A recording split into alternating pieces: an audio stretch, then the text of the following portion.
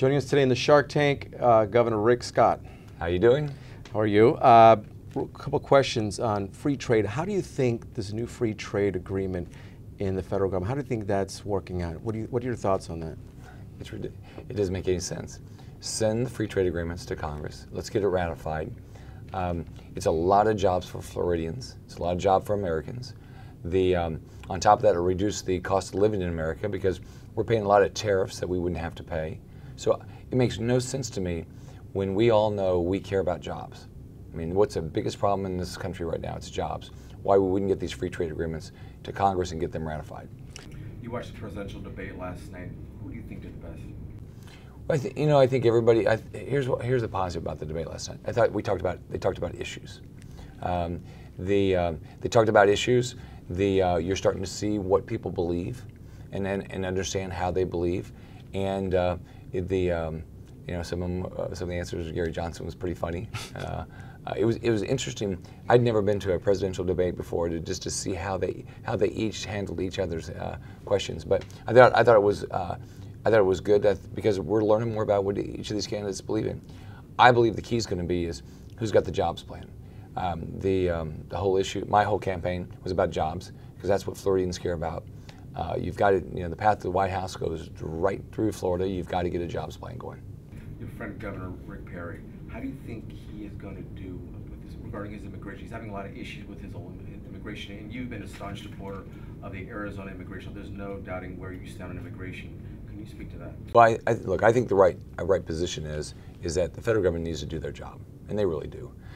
This is their job, is immigration. We wouldn't even have this conversation if the federal government would secure our borders, if they would come up with a logical immigration policy that people want to come to this country because we want legal immigration. And where everybody in America feel like, oh, the federal government's doing their job. That's the first thing that ought to happen. But with regard to giving tuition reduction and say tuition to illegal immigrants, I wouldn't be doing that. So you think he can get past this? Well, I don't know. I think that if you look at the polls, he's ahead in the polls. But I think that America is built on laws. We expect people to comply with the law. They expect you to, me to.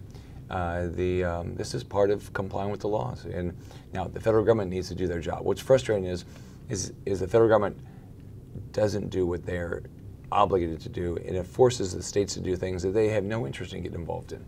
I mean, why would a state be interested in getting involved in immigration reform when it's the federal government's job? Would you consider supporting your friend Rick Perry, endorsing him? Well, I have not endorsed anybody yet. I think that we ought to have a primary where what happened last night is good. We know where people stand on issues, and we all have the opportunity to say this is what I believe. I agree with that candidate. I think that candidate will make the right decisions in these areas. Increase in jobs in Florida. Apparently, your jobs plan, your 777 plan, is working. Can you speak Absolutely. to that? Well, as you know, in the last 3 years, unemployment had been going up in the state. We had our highest unemployment in December, the month before I came to office. We've gone from 12% down to 10.7, still above the national average, but we're heading in the right direction. We had 5 months in a row where it dropped every month. We've generated 87,200 private sector jobs, so that's second to Texas. I think we're second to Texas right now. And so it's just everyday work at it. We still have 900,000 people out of work, but good things are happening. Time Warner announced this week that they're going to move 500 jobs to Tampa. So, and you just listen to story after story of people adding 5 jobs here, 10 jobs there. So Florida is clearly going to be the job creator.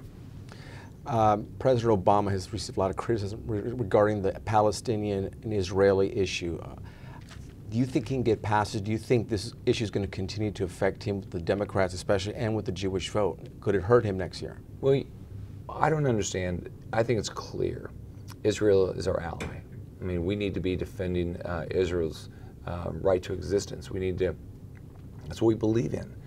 We admire the Israeli tenacity to build a country and defend their freedoms. So we've got to be clear that they're our ally. Anything in life, whenever you create uncertainty, you have more problems. And so no different than what I'm trying to do in state government, make it easier for business people to do business here where they know exactly what the rules are. we ought to be doing the same thing with Israel. Now, lastly, come November, have you come to terms with the fact that you will be referred to as Governor Grandpa? I know.